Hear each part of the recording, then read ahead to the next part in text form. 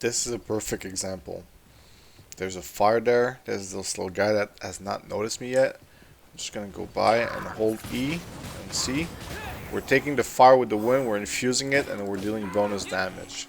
Good morning, guys. This is Alex on Casuals, and today we're going to be playing Genshin Impact, and we're actually going to bring you guys a guide on the main character, aka the Traveler. Now, the first thing that you need to know about the Traveler is that you're going to be able to change his elements every time that you're going to reach a new region.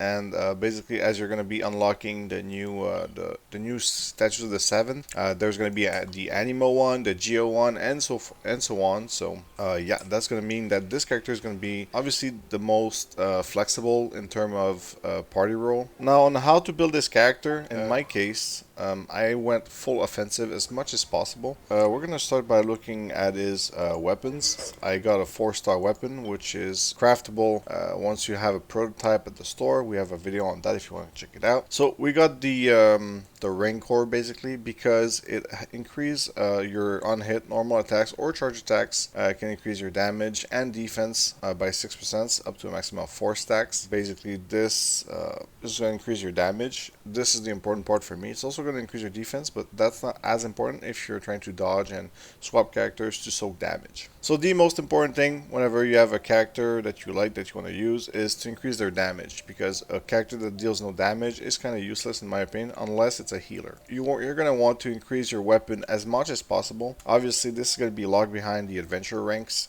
so you're going to obviously want to increase that at the same time. And what you're mostly going to be doing is going to be just increasing the level of the weapon to increase its base attack and also its attribute under that. The refine option is also going to be useful at some point, but this is going to take a lot more time, especially if you're using a 4-star or a 5-star weapon, since you're going to need identical weapon materials. So right now I could refine my sword at least once since I have a double, but I'm using it on a different character. I might end up doing this as I have another 4-star sword that I can use on this character, so I might refine this weapon eventually once I have enough books to level up this sword back to 40. So this covered the weapons. Now the next part is the artifacts. Each character has 5 artifact slots. What you want to do here is to have at least a good set bonus. In my case, I'm running 2 different sets, 2 times the 2 set piece bonuses. You could also try to run a 4 set piece bonus if you find a really good set and you have the equipments for it. Now, there's a bunch of different sets in this game. Right now, I'm using the Blood Soak for the 2-piece for the crit rate plus 15%. I'm also using the Sojourner for the attack plus 20%. So this is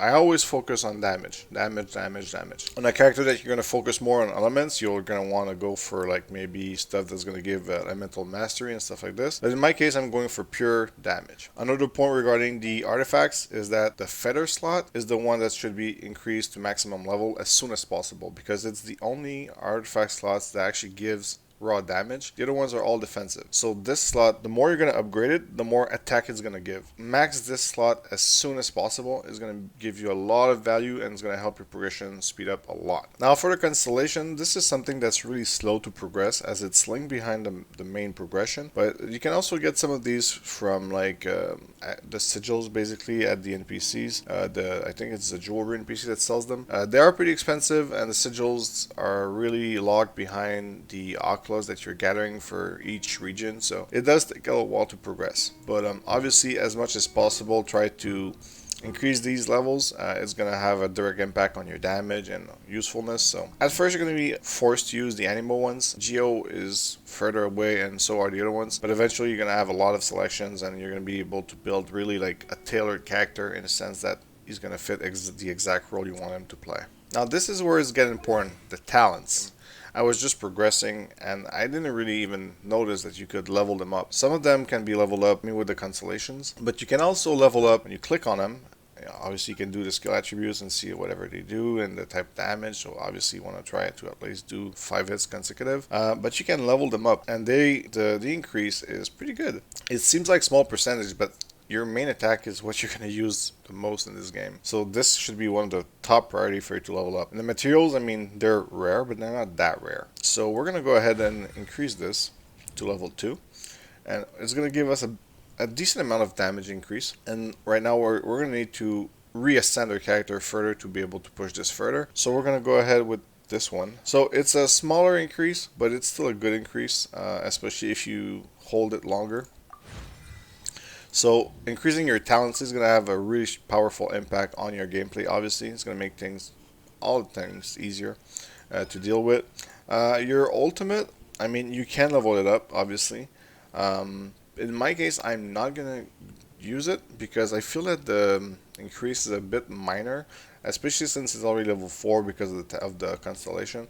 So I'm not gonna level it to level 5 just yet. Now you're gonna notice that some of your talents cannot be leveled up, and also that some of them are locked, and that you're gonna need further character ascension. So that's all locked behind the adventure rank and just gathering materials to just get stronger. Now an important note regarding the talents is that you're gonna every time you're gonna swap element with the with traveler, you're gonna have different leveling up of talents. So you're gonna have to re-level up some of your stuff, especially the main attack, based on the element that you're using. So try to really find the one that you like and to focus on that one, not to spread too thin across like 5 different elements. Now obviously leveling up your character is super important. It's going to level up a bunch of stats. It's going to make you a lot stronger, and whenever you can, try to ascend your character. Obviously to ascend you're going to need to reach a certain milestone, like at first it's level 20, level 40, then level 50, and then it's going to increase always your max level, increasing your stats by a good chunk. And whenever you have the required materials, you can always click on them to see where you can actually gather these. And these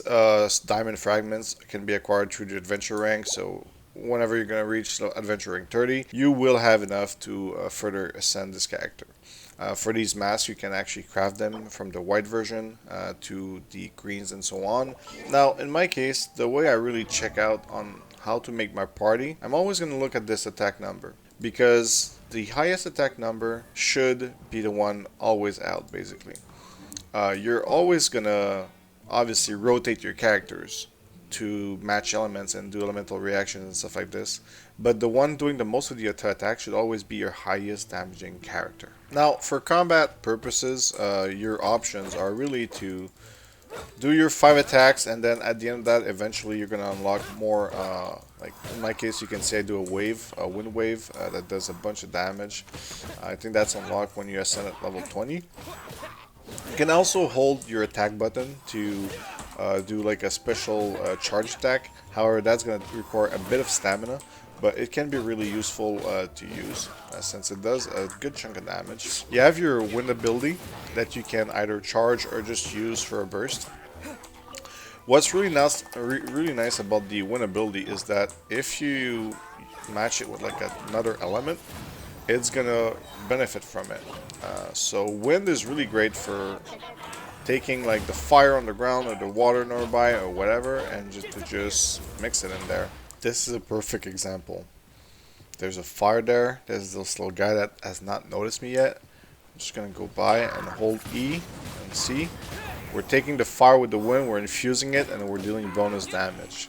Now obviously there's a bunch of more advanced stuff that you can do in combat based on your character and party composition. So for example, if I have Barbara and I start healing and I put my water aura around me, I can just like infuse my wind ability directly with the water, and it's the same for their ult. Like I just made a water typhoon out of my wind tornado just because I had this healing aura around me that was water infused. Now what I could have done on harder enemies was to actually swap out to Kaya, which is frost, and now that the enemies were wet, I could have actually froze them, and they would have actually solid froze. So there's a bunch of combos like this that you can do during combat situation that can really have a powerful impact on your gameplay. Now, like I mentioned at the beginning of the video, the main character, the Traveler, can actually resonate with the various different elements to change his moveset. When you resonate with Geo, he's gonna get can summon basically a pillar that does a lot of damage. Then he also has an AoE like earthquake thing that sends out spikes, which is really useful. The only thing I don't really like about this pillar is that sometimes enemies are gonna like automatically get on top of it as you summon it down, so it can make it tricky to continue fighting. Alright guys, thank you for watching this video. I hope that you found the guide useful. If you did enjoy the video, please consider leaving a like, subscribing, and even joining our Discord where you can ask us any questions you have. Alright guys, see ya. Catch you in the next one. Whee!